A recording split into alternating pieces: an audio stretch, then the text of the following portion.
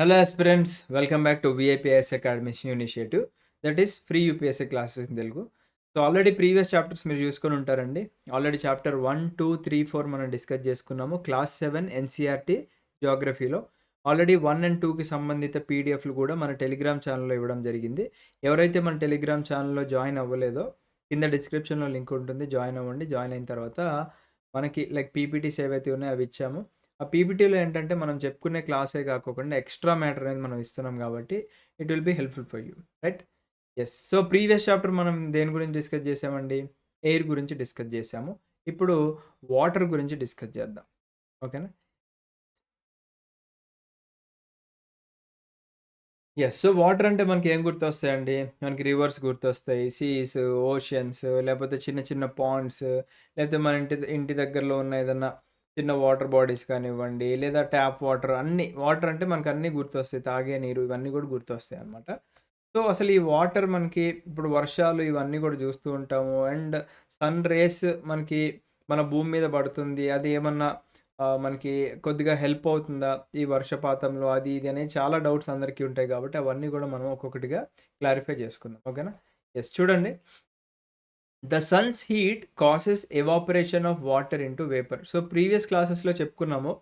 మన భూమి మీద అంటే లిథోస్ఫియర్ మీద ల్యాండ్‌తో పాటుగా మనకి వాటర్ బాడీస్ కూడా ఉన్నాయి. అయితే సూర్యకిరణాలు పడడం వల్ల ఏమవుతుందండి, ఇప్పుడు ఏదైనా గాని ఫర్ ఎగ్జాంపుల్ మీరు ఎండలో నించున్నారనుకోండి, మన స్కిన్ మీద సూర్యకిరణాలు పడితే మనకేమవుతుందండి, చెమట పడుతుంది ఫస్ట్. ఓకేనా? ఆ చెమట ఎలా వస్తుంది? ఆ సూర్యకిరణాలు మన బాడీలోకి ఎంటర్ అవ్వడం వల్ల మన బాడీలో ఉన్న బాడీ పైనున్న స్వెట్ పోర్స్ ఏవైతే ఉంటాయో, ఆ స్వెట్ పోర్స్ నుంచి స్వెట్ ఒస్తుంది. మరి కాసేపు అలానే ఉన్నారనుకోండి మీరు, అదేమవుతుందండి, ఆ స్వెట్ అనేది ఎవాపరేట్ కూడా అయిపోతుందనమాట. ఓకేనా? సో, అలాగే సూర్యకిరణాలు ఏవైతే ఉన్నాయో, అవి మన భూమి మీద పడినప్పుడు ఏమవుతుందండి, ఎవాపరేషన్ అనే ప్రాసెస్ మనకి జరుగుతుందనమాట. ఏం ఎవాపరేట్ అవుతుందండి? Excuse me. ఇక్కడ ఏం ఎవాపరేట్ అవుతుంది అంటే, వాటర్ వేపర్ కింద మారుతుందనమాట. వాటర్ వేపర్ కింద మారడం అంటే ఏంటండి సింపుల్‌గా అంటే, మీరు ఒక గిన్నె తీసుకొని, దాంట్లో కొన్ని వాటర్ పోసి హై స్పీడ్ మీద మన స్టవ్ మీద పెట్టారనుకోండి, కాసేపటి తర్వాత నీళ్లు కనిపించవు. నీళ్లు ఏమైపోయినట్టు ఇక్కడ? అంటే వేపర్ అయిపోయినట్టు. వేపర్ అంటే ఆవిరైపోయినట్టనమాట. ఓకేనా? సో, ఇలాగా when the water vapour cools down, ఓకేనా? ఈ వాటర్ వేపర్ కూల్ డౌన్ అయిపోయినప్పుడు ఏమవుతుందండి మనకిక్కడ, it condenses and forms clouds అనమాట. అంటే ఫర్ ఎగ్జాంపుల్ ఇక్కడ చూడండి. ఈ వాటర్ బాడీ ఉంది గదా! ఈ వాటర్ బాడీలో సూర్యకిరణాలు పడడం వల్ల ఏమైతుందంటే, ఈ వాటర్ ఏదైతే ఉందో ఇది ఆవిరైపోయి పైకెళ్ళిందనమాట. ఇప్పుడు ఫర్ ఎగ్జాంపుల్ ఇందాక చెప్పుకున్నదే, మీరు కిచెన్‌లో హీట్ చేసిన వాటర్ అనేది వేపర్ అయ్యి ఎటెళ్ళిపోయిందండి? అది గాల్లో కలిసిపోయింది. అలాగే మరి మన పెద్ద పెద్ద ఓషన్ బాడీస్ ఇవన్నీ గూడా ఉంటాయి గదండీ! నీటి బాడీస్ అన్నీ గూడా. అవన్నీ ఏం జేస్తాయి? ఎవాపరేట్ అయినప్పుడు పెద్ద మొత్తంలో వేపర్ ఫార్మ్‌లో పైకెళ్తాయన్నమాట. పైకెళ్ళినప్పుడు ఏం జరుగుతుంది ఇక్కడ? కండెన్సేషన్ అనేది జరుగుతుందన్నమాట. ఓకేనా? కండెన్సేషన్ అంటే ఏంటి ఫ్రెండ్స్ ఇక్కడ? అంటే ఫార్మేషన్ ఆఫ్ క్లౌడ్స్ అన్నమాట. అంటే మన మబ్బులు కమ్మడాన్నే మనకి కండెన్సేషన్ అంటామన్నమాట. అంటే మబ్బులు ఫార్మ్ అవుతున్నాయి అక్కడ. నెక్స్ట్ ఏం జరుగుతుంది? From there it may fall on the land or sea in the form of rain, snow or sleet అనమాట. అంటే ఇప్పుడు కండెన్సేషన్ ప్రాసెస్ అంటే మబ్బులు ఫార్మ్ అయ్యి దిట్టంగా రెడీగా ఉన్నాయన్నమాట వర్షం కురవడానికి. ఓకేనా? మరి ఆ కురిసే వర్షం ఏదైతే ఉందో అది ఎక్కడన్నా కురవచ్చు కదా! ఓకేనా? ఆ వర్షం మనకి ల్యాండ్ మీద కురవచ్చు, లేకపోతే ఏదన్నా సీ మీద కురవచ్చు, లేదా అది స్నో ఫార్మ్‌లో గూడా అంటే మంచు ఫార్మ్‌లో గూడా మనకి కురిసే అవకాశాలనేవి ఉందన్నమాట ఇక్కడ. రైట్? నెక్స్ట్ చూడండి. The process by which water continuously changes its form and circulates between oceans, atmosphere and land is known as water cycle. అంటే మనకి ఇచ్చిన వాటర్ సైకిల్ ఏదైతే ఉందో, ఈ వాటర్ సైకిల్ అంటే ఏంటండి మనకిక్కడ the process by which water continuously changes its form అనమాట. అంటే వాటర్ ఏం ఫార్మ్ చేంజ్ అవుతుందండి ఇక్కడ మనకి? మనకి వాటర్ నుంచి వేపర్ అవుతుంది. వేపర్ నుంచి మళ్ళీ మనకేమవుతుందండి? మళ్ళీ ప్రెసిపిటేషన్ ఫార్మ్ అంటే మనకి రెయిన్ ఆర్ స్నో ఫార్మ్‌లో మళ్ళీ కురుస్తూనే ఉందన్నమాట ఇలాగ. ఓకేనా? అలాగా మనకి ఓషన్స్ మధ్యలో అట్మాస్ఫియర్ అండ్ ల్యాండ్ మధ్యలో సర్క్యులేట్ అవుతుంటే దాన్నే మనం వాటర్ సైకిల్ అంటామన్నమాట. ఓకేనా? And hour earth is like a terrarium. మన భూమి ఒక టెరేరియం లాంటిదన్నారనమాట. టెరేరియం అంటే ఏంటండి మనకిక్కడ? మనకిక్కడ బొమ్మ కనిపిస్తుంది చూసారా? ఇప్పుడు ఒక గాజు జాడీ లాంటిది ఒకటి తీసుకున్నారనుకోండి మీరు. దాంట్లో మీరు వాటర్ పోసుకొని, ఈ చిన్న చిన్న మొక్కలు పెట్టుకుంటే అదే టెర్రేరియం అనమాట. ఓకేనా? సో, ఇది చిన్న పిల్లలకి ఒకటి చిన్న యాక్టివిటీ లాంటిది ఇచ్చారు. మనకు అవసరం లేదులెండి. ఓకే. యెస్. నెక్స్ట్ చూడండి. So okay. Hour earth is like a terrarium. అంటే మన భూమి ఒక టెర్రేరియం లాంటిది. టెర్రేరియం అంటే ఏంటి? అంటే దీనికొక ఉదాహరణ ఏమిచ్చారంటే ఇక్కడ the same water that existed centuries ago still exist today. అంటే కొన్ని వందల సంవత్సరాల క్రితం ఉన్నటువంటి నీళ్లు ఇప్పటికి కూడా అదే నీళ్లున్నాయి మనకి. ఓకేనా? And the water used to irrigate a field in Haryana May have flowed down the Amazon river in 100 years ago. అంటే ఇప్పుడు మనకి ప్లేట్ టెక్టోనిక్స్ అనే ఒక థియరీ నేర్చుకుంటాం. ఓకేనా?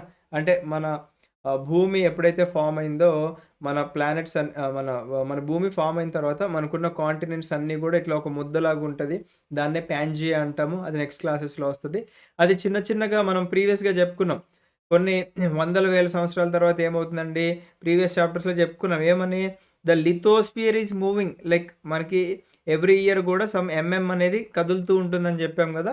అలాగే కొన్ని వందల వేల సంవత్సరాలు నుంచి ఇలా అంటే ఒక ముద్దలాంటి ఉన్న మన కాంటినెంట్స్ ఏవైతే ఉన్నాయో అవన్నీ గూడా అలా స్ప్లిట్ అవ్వుకుంటూ వెళ్ళాయన్నమాట. అందుకే ఇక్కడ ఏమంటున్నారండి?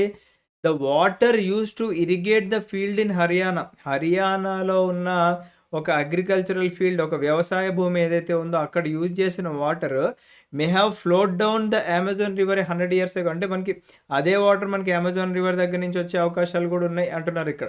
ఎందుకంటే అదే వాటర్ యూజ్ చేస్తున్నాం కాబట్టి మనం కంటిన్యూయస్‌గా. నెక్స్ట్ చూడండి. The major water the major sources of fresh water are the rivers, ponds, springs and glaciers అనమాట. అంటే ఇప్పుడు మన భూమి 3/4 ఆఫ్ ద భూమి మనకి వాటర్‌తోనే నిండుంది. కానీ ఆ వాటర్ అంతా కూడా మనకి సాల్టీ ఉంటది. మనకు తాగడానికైతే వీలుగా లేదు. అయితే ఫ్రెష్ వాటర్ అనేది దేనికి యూజ్ చేస్తామండి? మనం తాగడానికి, బట్టలు ఉతుక్కోవడానికి అండ్ అదర్ యాక్టివిటీస్‌కి స్నానాలకి వాటికి వీటికి యూజ్ చేస్తూ ఉంటామనమాట. అయితే ఆ ఫ్రెష్ వాటర్ మనకి ఎక్కడ దొరుకుతుందంటే రివర్స్‌లో. రివర్స్ ఎగ్జాంపుల్ ఏంటంటే మన గోదావరి, కావేరి, కృష్ణ, నర్మదా, తాప్తి ఇవన్నీ కూడా సమ్ ఎగ్జాంపుల్స్ ఆఫ్ రివర్స్ అనుకోండి. ఓకేనా?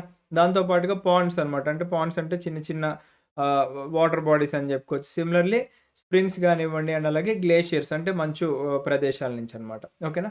నెక్స్ట్ చూడండి. అక్కడి నుంచే ఫ్రెష్ వాటర్ వస్తుంది మనకి. Okay. Ocean bodies and the seas contain salty water. మనం ఇప్పుడు చెప్పుకున్నట్టుగానే the water of the ocean is salty or saline as it contains large amount of dissolved salts. Most of the salt is sodium chloride or the common table salt that you eat అనమాట. అంటే మనకి ఇక్కడ కనిపిస్తుంది చూడండి. Indian ocean గానివ్వండి, Pacific ocean గానివ్వండి, మనకి southern ocean, Atlantic ocean almost మనకి ఇక్కడ మొత్తం గూడా వాటరే ఎక్కువ కనిపిస్తుంది గదా! ఈ వాటర్ అంతా గూడా సాల్టీగా ఉందనమాట. అండ్ దీంట్లో ఎక్కువ మనకి ఏముందండి ఇక్కడ ఎన్ఏసీఎల్ అనమాట. ఓకేనా? సోడియం అంటే ఏంటండి మనకి దానికి సైంటిఫిక్ నేమ్ ఎన్ఏ గదా! నేట్రియం. సో, అండ్ క్లోరైడ్ అంటే సీఎల్ గదా! So, most of the salt ఏదైతే ఉందో అది ఎన్ఏసీఎల్ ఉందనమాట. లేదా దాన్నే మనము కామన్ టేబుల్ సాల్ట్ అంటే మనం డైలీ ఉపయోగించే వంటల్లో ఉండే సాల్ట్ ఉంటది జూసారా? ఇప్పుడు వంటల్లో మనకి కొద్దిగా ఉప్పు ఎక్కువైతేనే అరే! ఇంత ఉప్పు ఎక్కువ అయిపోయింది అంటాం. మరి అలాంటిది మీరు సీ వాటర్ తాగారనుకోండి డైరెక్ట్‌గా ఉప్పు నీళ్ళు తాగినట్టే అనమాట. చాలా చండాలంగా ఉంటాయి. ఓకే. రైట్. సో, చూడండి అసలు వాటర్ బాడీస్ ఎలా డిస్ట్రిబ్యూట్ అయినాయి మన భూమి మీద అనేది జూస్తే, మనం ఇందాక చెప్పుకున్నట్టుగానే 3/4 ఆఫ్ ద భూమి మనకి వాటర్‌తో కవర్ అయితే దాంట్లో 97.3% సెలైన్ వాటరే ఉందన్నమాట. సెలైన్ వాటర్ అంటే నథింగ్ బట్ సాల్ట్ వాటర్ అన్నమాట. తర్వాత మిగతా ఫ్రెష్ వాటర్‌లో చూసుకున్నట్లయితే మనకి దాదాపుగా 2% ఐస్ క్యాప్స్ అన్నమాట. ఐస్ క్యాప్స్ ఎక్కడున్నాయండి మనకి మెయిన్‌గా ఆర్క్టిక్ అండ్ అంటార్క్టిక్ రీజియన్స్‌లో ఉన్న ఐస్ క్యాప్స్ అని చెప్పుకోవచ్చు. తర్వాత ground water 0.68, fresh water lakes 0.009, తర్వాత inland seas and salt lakes వచ్చేసి 0.009, తర్వాత అట్మాస్ఫియర్‌లో నుంచి 0.0019 అండ్ రివర్స్ నుంచి చూడండి రివర్స్ నుంచి కాంట్రిబ్యూషన్ చూసారా? 0.0001% మాత్రమే మన రివర్స్ యొక్క కాంట్రిబ్యూషన్ అన్నమాట ఫ్రెష్ వాటర్‌కి. ఓకేనా? యెస్. నెక్స్ట్ చూడండి. ఇప్పుడు మనకి వాటర్ సెలైన్‌గా ఉంది, ఉప్పుగా ఉందని జెప్పుకున్నాం గదా! అసలు మనకు అడుగుతున్నారు. సాలినిటీ అంటే ఏంటి అంటే, salinity is the amount of salt in grams present in 1000 grams of water. అంటే మనకి ఒక 1000 గ్రామ్స్ ఆఫ్ వాటర్ తీసుకున్నట్లయితే దాంట్లో ఎంత సాల్ట్ ఉందని జెప్పేసి. So, the average salinity of the ocean is 35 parts per 1000 అనమాట. అంటే మనకి ఓషన్స్ ఉన్నాయి గదండీ! ఆ ఓషన్స్‌లో మనకుండే సాలినిటీ అంటే ఎంతంటే మనకి 35 పార్ట్స్ పర్ 1000 అంటే ఒక 1000 తీసుకుంటే దాంట్లో 35 పార్ట్స్ ఉంటదనమాట. అలాగే ఇక్కడ ఇచ్చారు జూడండి. మనకి ఇజ్రాయెల్‌లో ఉన్న డెడ్ సీ ఏదైతే ఉందో దాని యొక్క సాలినిటీ 340 గ్రామ్స్ అనమాట. సో, చాలా ఎక్కువనమాట. అంటే 340 grams per litre of water. అంటే ఒక లీటర్ ఆఫ్ వాటర్ తీసుకుంటే దాంట్లో 340 గ్రామ్స్ ఉప్పుగా ఉన్నట్టనమాట. అండ్ అందుకే స్విమ్మర్స్ అనేవాళ్ళు అంటే ఈత కొట్టేవాళ్ళు ఎవరైతే ఉంటారో అలా ఫ్లోట్ అవుతూ ఉంటారనమాట పైన. ఎందుకంటే it is because the increased salt content makes it dense అనమాట. అంటే మనకి సాల్ట్ కంటెంట్ ఎక్కువ అవ్వడం వల్ల అది చాలా డెన్స్‌గా అవుతుంది కాబట్టి అక్కడ మనకి డెడ్ సీలో ఫ్లోట్ అవుతూ ఉంటారనమాట. ఓకేనా? అందుకే దానికి ఆ పేరొచ్చింది డెడ్ సీ అని. మనుషులు శవాల్లాగా అలా ఫ్లోట్ అవ్వుకుంటూ వెళ్తారు. ఓకేనా? ఓకే. ఇది చిన్న పిల్లలకి యాక్టివిటీ అండి. మనకేం అవసరం లేదు. అంటే మన భూమి మీద ఉన్న ఫ్రెష్ వాటర్ ఎలా ఉంది, సాల్ట్ వాటర్ ఎలా ఉంది అంటే దాన్ని చిన్న టీ స్పూన్స్‌తో కొలిసేలాగా వాళ్ళకి మనకి ఇచ్చారనమాట ఇక్కడ. సో, నెక్స్ట్ చూడండి. Water is absolutely essential for survival. మనం బ్రతకడానికి ఖచ్చితంగా నీరనేది కావాలి. And water alone can quench our thirst when we are thirsty. మనకు బాగా దాహమైనప్పుడు ఫస్ట్ ఏం తాగుతామండి? నాకు అదేదో గావాలి, లేపోతే ఇది గావాలి అని అనుకోకుండా ఫస్ట్ నాకు మంచినీళ్ళుంటే ఇవ్వండి అంటాం గాబట్టి, మన దాహాన్ని తీర్చేది మంచినీళ్ళే. Now don't you think we are wasting a precious resource when we use water carelessly? ఇప్పుడు మనము కేర్‌లెస్‌గా ఉంటే ఫ్యూచర్ జనరేషన్స్‌కనేది అది చాలా ఇంపాక్ట్ అనేది అవుతుందనమాట. అండ్ వాటర్‌కి సంబంధించిన డిఫరెంట్ డిఫరెంట్ స్టేట్స్‌కి మధ్యలో గూడా గొడవలవుతూ ఉంటాయి. ఫర్ ఎగ్జాంపుల్ మనకి ఆహ్, తమిళనాడు అండ్ కర్ణాటక ఇష్యూ తీసుకోవచ్చు. Water issue, AP and Telangana issue తీసుకోవచ్చు. సో, వాటి గురించి మనకి ఫర్దర్ క్లాసెస్‌లో వస్తాయి గాబట్టి అప్పుడు ఇంకా క్లియర్‌గా తెలుసుకుందాం. ఓకేనా? సో, ఇక్కడ ఇచ్చారు చూడండి కొన్ని clippings. 'Ganga among 10 dying rivers' ఓకేనా? ఒక 10 ఇంకా ఆల్మోస్ట్ చనిపోయే రివర్స్ ఏవైతే ఉన్నాయో దాంట్లో గంగా ఒకటని జెప్పేసి, many major rivers in danger of drying out అంటే చాలా రివర్స్ కూడా డ్రై అయిపోయే అవకాశాలున్నాయని జెప్పేసి అలా అలా అలా మనకి న్యూస్ క్లిప్పింగ్స్ ఇచ్చారనమాట. ఓకేనా? యెస్. ఇప్పుడు ఓషన్ సర్క్యులేషన్ గురించి మనం ఒకసారి చూద్దాం. ఓకేనా? యెస్. ప్రీవియస్ చాప్టర్స్‌లో మనం నేర్చుకున్నాము. అసలు వేవ్స్ అంటే ఏంటి? టైడ్స్ అంటే ఏంటి?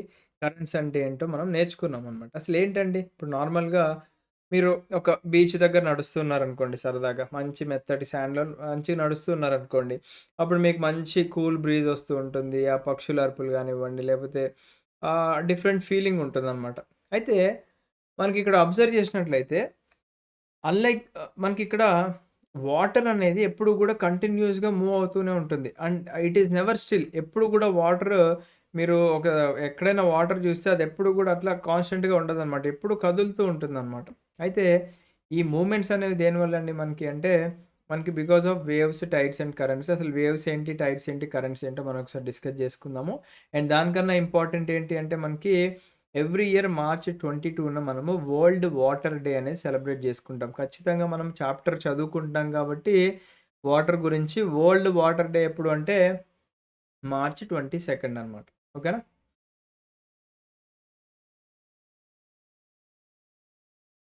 యెస్. సో, మీరు బీచ్‌లో సరదాగా వాలీబాల్ ఆడుతున్నారనుకోండి. సడెన్‌గా బాల్ మనకి వాటర్ దగ్గరగా వెళ్ళిందనుకోండి. ఓకేనా? ఫర్ ఎగ్జాంపుల్ ఇక్కడ మీరు వాలీబాల్ ఆడుతుంటే బాల్ ఎళ్ళేసి ఇక్కడ పడిందనుకోండి. మనకి నీళ్ళు దగ్గరలో పడిందనుకోండి. అప్పుడేమవుతుందండి? మనకి అటు సైడ్ నుంచి వచ్చే అంటే వాటర్ వైపు నుంచి వచ్చే అలలు ఏవైతే ఉన్నాయో అవి మనకి ఒడ్డు మీదుగా వస్తుంటాయి కాబట్టి ఆ బాల్‌ని మళ్ళీ మన దగ్గరికి తీసుకొస్తుందనమాట. అలా అని చెప్పి మన దగ్గరికి తీసుకొచ్చినప్పుడు దాంట్లో ఎసారనుకోండి అది దాంతో పాటు తీసుకెళ్ళిపోతుందనమాట. సో, అలాంటి పనులు చేయొద్దు మనం. ఓకేనా? సో, వీటినే మనము వేవ్స్ అంటాం. లేదా తెలుగులో అలలంటాం. ఓకేనా? సో, ఇక్కడ వేవ్స్ ఎందుకు ఫార్మ్ అయితాయండి మనకి అంటే, waves are formed when winds scrape across the ocean surface. అంటే మన ఓషన్ సర్ఫేస్ ఏదైతే ఉందో, దానిపైన మన గాలులు అంటే విండ్స్ గురించి ప్రీవియస్ చాప్టర్‌లో తెలుసుకున్నాం గదా! బాగా గాలులు వీస్తే అప్పుడు మనకి ఈ అలలనేది ఫార్మ్ అవుతుందనమాట. అండ్ గాలులు ఎంత గట్టిగా వీస్తే మనకి అలలనేవి అంత ఎత్తుగా ఎగిసి పడుతూ ఉంటాయన్నమాట. ఓకేనా? సో, చూడండి డ్యూరింగ్ ఎ స్టార్మ్ అంటే మనకి తుఫాను వచ్చినప్పుడు ఏమవుతుందండి? తుఫానొచ్చినప్పుడు చాలా పెద్ద పెద్ద గాలులొస్తుంటాయి గదండీ! సో, తుఫానొచ్చినప్పుడు the winds blowing at very high speed form huge waves అనమాట. అంటే మనకి ఎప్పుడైతే తుఫాన్ వస్తుంటుందో, తుఫాన్ వస్తుందంటే మనకు అర్థమైపోతుంది పెద్ద పెద్ద హై స్పీడ్‌తో గాలులనేది వస్తూ ఉంటాయి కాబట్టి మనకి అప్పుడేమవుతుందండి పెద్ద పెద్ద అలలు ఫార్మ్ అవుతూ ఉంటాయన్నమాట. And these may cause tremendous destruction. అంటే ఇలాంటి పెద్ద పెద్ద అలలు ఏవైతే ఉన్నాయో మనకి చాలా పెద్ద మోతాదులో నష్టం అనేది కల్పిస్తుందన్నమాట. ఓకేనా? ఆ చుట్టుపక్కల నివసించే ప్రాంతాల వాళ్ళకి. And an earthquake, a volcano eruption, or underwater landslides can shift large amounts of ocean water. As a result, huge tidal waves called tsunami that may be as high as 15 meters is formed అనమాట. అంటే మనకి భూమి స్తంభించిందనుకోండి, అంటే earthquake వచ్చిందనుకోండి, లేదా ఒక volcano అనేది erupt అయిందనుకోండి, ఓకేనా? అంటే అగ్నిపర్వతం బద్దలైందనుకోండి, లేదా అండర్ వాటర్‌లో ల్యాండ్స్ అనేవి స్లైడ్ అయినాయనుకోండి, ఇలాంటి వాటి వల్ల మనకి ఏమవుతుంది అంటే large amount of ocean water అనేది షిఫ్ట్ అయిపోతూ ఉంటుందనమాట. దానివల్ల ఏమవుతుందండి మనకిక్కడ అంటే హ్యూజ్ టైడల్ వేవ్స్ అంటే చాలా పెద్ద పెద్ద టైడల్ వేవ్స్ అనేది వస్తూ ఉంటుందనమాట. అలా మనం ఊహించిన దానికన్నా వచ్చే పెద్ద పెద్ద టైడల్ వేవ్స్‌ని మనం సునామీ అంటాం. సునామీ వస్తే తెలుసు కదండీ మనకి ఎంత నష్టం జరుగుతుందో. సో సునామీలొచ్చినప్పుడు అందుకే మనకి ముందుగానే లైక్ హెచ్చరిస్తూ ఉంటారు. ఇమ్మీడియేట్‌గా అక్కడి నుంచి మనం వెకేట్ చేయాల్సి ఉంటుందనమాట. వెకేట్ చేయలేదు అనుకుంటే ఇగ ఔట్. ఆ పెద్ద పెద్ద అలలొచ్చేసి ఇందాక మనం బాల్ ఎగ్జాంపుల్ చెప్పాంగా బాల్‌ని లాక్కెళ్ళినట్టుగా మనుషుల్ని గూడా లాక్కెళ్ళిపోతూ ఉంటుందనమాట. ఓకేనా? And the largest tsunami ever measured was 150 metre high. చూడండి ఇప్పుడు మామూలుగా ఇక్కడి నుంచి ఒక 100 మీటర్స్ రన్నింగ్ అనుకోండి మనకి. ఇక్కడి నుంచి 100 మీటర్స్ ఉరకాలి అనుకుంటే అథ్లీట్స్ మనకొక 10 సెకండ్స్ అంత టైంలో ఉరుకుతూ ఉంటారు. అలాంటిది 100 మీటర్స్‌కి ఇంకొక 50 మీటర్లు అంటే 150 మీటర్లు మనకి ఈ లెంగ్త్‌లో గాకుండా హైట్‌లో అంత ఎత్తు అల అనేది వస్తే అది ఎలా ఉంటదండి? అది ఒక మ్యాసివ్ సునామీ అని జెప్పుకోవచ్చనమాట. ఓకేనా? సో, ఇప్పటి వరకు ఉన్న లార్జెస్ట్ సునామీ ఏంటి అంటే 150 మీటర్ల హై ఉన్న సునామీ అన్నమాట. And these waves travel at a speed of more than 700 kilometre per hour. మనకి నార్మల్‌గా ఒక బాల్ మీరు గట్టిగా విసిరారనుకోండి. మహా అంటే ఓ 200 కిలోమీటర్స్ పర్ అవర్ స్పీడ్‌తో వస్తుందన్నమాట. లేదా బండి మీద మీరు ఎంత స్పీడ్‌గా ఎళ్తారండి మనకిక్కడ? బండి మీద మనం మొత్తం యాక్సిలరేషన్ చేసినా ఒక 120 కిలోమీటర్స్ ఆ స్పీడ్‌లో వెళ్తేనే బండి ఊగిపోతా ఉంటది. లేదా కార్‌లో ఒక 150, 160 ఎళ్తే ఊగుతా ఉంటది గదా! అటువంటిది 700 కిలోమీటర్ పర్ అవర్ స్పీడ్‌తో వస్తే ఎలా ఉంటదండి అంటే, ఇంకా మనుషులనేవాళ్ళు చనిపోతూ ఉంటారు. ఓకేనా? సో, ద సునామీ ఆఫ్ 2004 ఈ 2004లో వచ్చిన సునామీ ఏదైతే ఉందో కోస్టల్ ఏరియాస్‌లో చాలా అంటే చాలా విధ్వంసం చేసింది. ఓకేనా? అండ్ అందుకు గాను మనకి 'దశావతారం' అనే మూవీ ఒకటి మనకి 2009 అండ్ 10 ఆ టైంలో వచ్చింది. దట్ ఈస్ బేస్డ్ ఆన్ ఈ మూవీ అంటే ఈ సునామీ బేసిస్ మీదనే తీశారనమాట అది. ఓకేనా? నెక్స్ట్ చూడండి. The Indira point in Andaman and Nicobar islands. మనకి భారతదేశంలో రైట్ సైడ్ కింద అండమాన్ అండ్ నికోబార్ ఐలాండ్స్ ఉంటాయి గదండీ! దాంట్లో మనకి ఇందిరా పాయింట్ అనేది ఉంటుందనమాట. ఓకేనా? The Indira point in Andaman Nicobar islands got submerged after the tsunami. మనకి సునామీ వచ్చిన తర్వాత అది నీటి మట్టం అయిపోయింది. అంటే నీటిలో మునిగిపోయిందనమాట. ఓకేనా?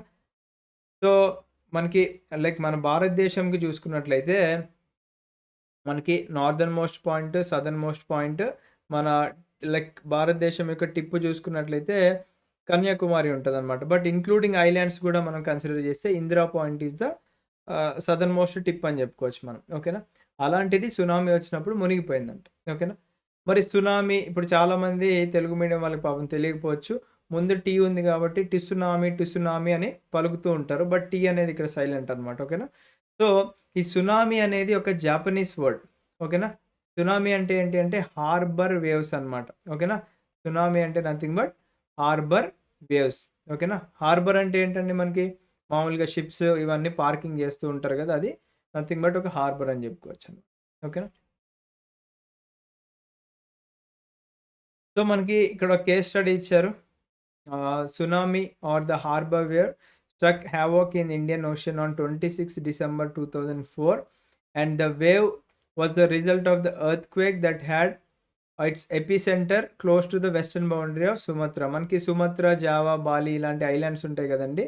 మనకి ప్రీవియస్‌గా చెప్పుకున్నాం. మనకి ఎర్త్‌క్వేక్స్ వచ్చినప్పుడు మనకి ఎపిసెంటర్ అనేది ఎక్కడి నుంచి ఎపిసెంటర్ అంటే ఏంటి అనేది మనం తెలుసుకున్నాం గాబట్టి, ఈ వేవ్ ఏవైతే ఉందో ఓకేనా?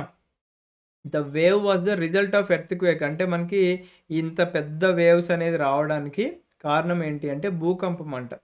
ఓకేనా. That had it's epicentre close to the western boundary of Sumatra. ఓకేనా. ఆ ఎపిసెంటర్‌కి దగ్గరలో ఉన్న వాటికి ఎక్కువ డిస్ట్రక్షన్ ఉంటది కాబట్టి, ఆ సుమత్రా దగ్గర ఎపిసెంటర్ ఉందంట. ఓకేనా.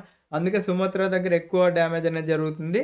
దాని చుట్టుపక్కల ప్రాంతాలకి మనకి కొద్ది కొద్దిగా డ్యామేజ్ అనేది తగ్గుతూ వస్తుంది కాబట్టి, అక్కడ ఉన్న మాగ్నిట్యూడ్ ఆఫ్ ఎర్త్‌క్వేక్ అనేది 9.0 ఆన్ రిక్టర్ స్కేల్ అనమాట. మనం ఆల్రెడీ చెప్పుకున్నాం. 7 అబోవ్ ఉంటేనే అది ఒక మ్యాసివ్ ఎర్త్‌క్వేక్ అని చెప్పేసి. అలాంటిది 9.0 అంటే అది చాలా దారుణమైన ఎర్త్‌క్వేక్ అనమాట. ఓకేనా. As the Indian plate went under the Burma plate, there was a sudden movement of the sea floor causing the earthquake. ఓకేనా. మనకి వీటి గురించి ఇండియన్ ప్లేట్ అంటే ఏంటి, బర్మా ప్లేట్స్ వీటి గురించి ఫర్దర్ క్లాసెస్‌లో డీటెయిల్‌గా చెప్తాం. ఇప్పుడు అంత వరీ ఏమి అవ్వకండి. ఓకేనా.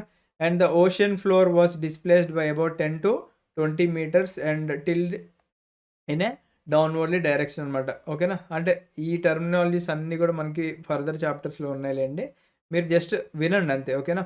అంటే ఇప్పుడు ఒక సునామీ వచ్చిందనుకోండి, మనకి ఏమవుతుంది బేసిక్‌గా మనకి సీ ఫ్లోర్‌కి నష్టం జరుగుతుంది. అండ్ అలాగే భూమికి గూడా కొద్దిగా నష్టం జరుగుతుంది కాబట్టి దాని గురించి ఇచ్చారు. And a huge mass of ocean water flowed to fill in the gap that was being created by the displacement, and this marked the withdrawal of the water mass from the coastlines of land masses in South and Southeast Asia. అంటే మెయిన్‌గా south and south east ఏషియాలో ఉన్న areas ఏవైతే ఉన్నాయో అక్కడ ఆ water masses కొద్దిగా effect అయినాయి. And after thrusting of the Indian plate below the Burma plate, the water mass rushed back towards the coast line. Tsunami travelled at a speed of about 800 kilometres per hour అంట. చూడండి ఇక్కడ 800 kilometre per అవర్‌తో tsunami అనేది వచ్చింది. Comparable to the speed of commercial aircraft అంటే మనకి commercial aircraft ఆ స్పీడ్‌తో వెళ్తాయన్నమాట. ఆ స్పీడ్‌తో వచ్చిందంట tsunami. And completely washed away some of the islands in the Indian ocean. మన భారతదేశంలో ఉన్న ఐలాండ్స్ ఏవైతే ఉన్నాయో, అంటే ద్వీపాలు ఏవైతే ఉన్నాయో వాటిని కంప్లీట్‌గా వాష్ ఔట్ చేస్తుందన్నమాట. అదే ఇస్తున్నారు మనకి Indira point in Andaman and Nicobar islands that mark the southern most point of India. Already చెప్పుకున్నాం కదా మనం. Southern most point of India ఏదైతే ఉందో దాన్ని కంప్లీట్‌గా సబ్మర్జ్ చేస్తుందనమాట. ఓకేనా. ఇందిరా పాయింట్ ఏదైతే ఉందో అదెక్కడుందండి? అండమాన్ అండ్ నికోబార్ ఐలాండ్స్ దగ్గరున్నది. అది southernmost point of India. ఓకేనా. ఇంక్లూడింగ్ ఐలాండ్స్ చూసుకున్నట్లయితే అది కంప్లీట్‌గా సబ్మర్జ్ అయిపోయిందనమాట. నెక్స్ట్ చూడండి. As the wave moved from earthquake epicenter from Sumatra towards the Andaman islands and Sri Lanka, the wave length decreased with decreasing depth of the water. Already చెప్పుకున్నాం కదా. Epicentre దగ్గరలో ఉన్న వాటికి ఎక్కువ వేవ్స్ అనేది మనకి డిస్ట్రక్షన్ అనేది కాజ్ చేస్తుంటాయి కాబట్టి, మన దగ్గరకొచ్చేపాటికి కొద్దిగా తీవ్రత అనేది తగ్గిందనమాట. ఓకేనా. నెక్స్ట్ చూడండి. The travel speed also decline from 700-900 kilometre per hour to less than 70 kilometre per hour. అంటే మనకి 700-900 కిలోమీటర్ పర్ అవర్ నుంచి ఒక 70 కిలోమీటర్ పర్ అవర్‌కి తగ్గిందనమాట. కాకపోతే tsunami waves travelled up to a depth of 3 kilometres. అంటే అవి ఎంత డెప్త్‌కి వెళ్ళినాయంటే మనకి 3 కిలోమీటర్స్ డెప్త్‌కి వెళ్ళినాయన్నమాట. ఎక్కడి నుంచి? ఫ్రమ్ ద కోస్టల్ ఏరియాస్ నుంచి వెళ్ళి కిల్లింగ్ మోర్ దాన్ 10,000 పీపుల్. అంటే మనకి ఒక కోస్టల్ ఏరియా ఉందనుకోండి. అంటే ఇది భారతదేశం యొక్క బౌండరీ అనుకోండి. ఈ బౌండరీలో నుంచి ఒక 3 కిలోమీటర్ల లోపలికి వచ్చేసినాయన్నమాట డెప్త్‌గా. అలా వచ్చి రావడం వల్ల 10,000 మెంబర్స్ చనిపోయారన్నమాట. ఓకేనా. అండ్ మోర్ దాన్ 1,00,000 హౌసెస్ మనకిక్కడ ఎఫెక్ట్ అయినాయి. ఓకేనా.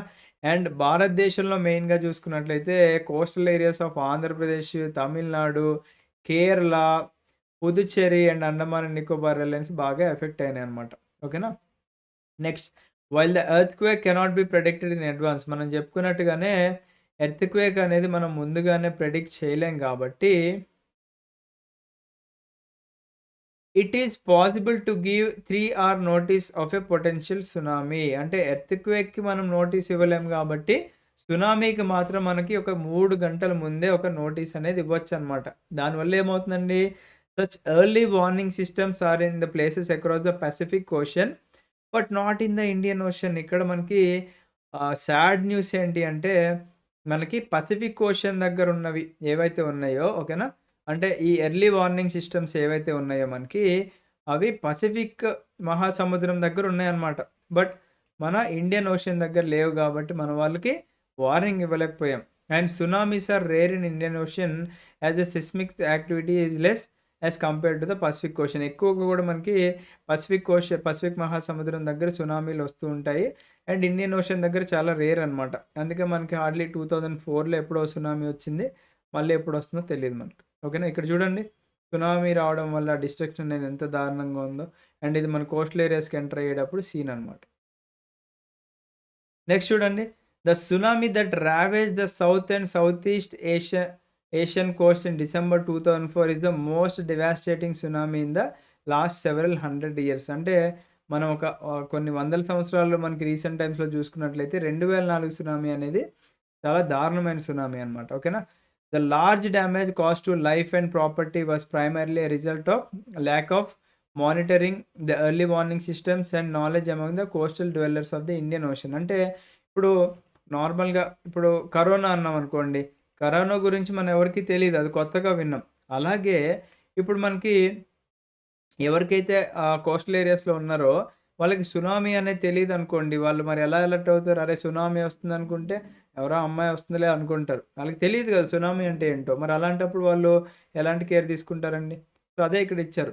The large damage cost to life and property was primarily result of lack of monitoring. First of all సరిగ్గా మానిటర్ చేయలేకపోవడము. తర్వాత ఎర్లీ వార్నింగ్ సిస్టమ్స్ సరిగ్గా లేకపోవడము. తర్వాత వాళ్ళకి సరిగ్గా నాలెడ్జ్ లేకపోవడము. ఎవరికండి మెయిన్‌గా కోస్టల్ డ్వెల్లర్స్ ఎవరైతే ఉంటారో వాళ్ళకి సరిగ్గా నాలెడ్జ్ లేకపోవడం వల్ల మనకి ఇది జరిగిందనమాట. ఓకేనా.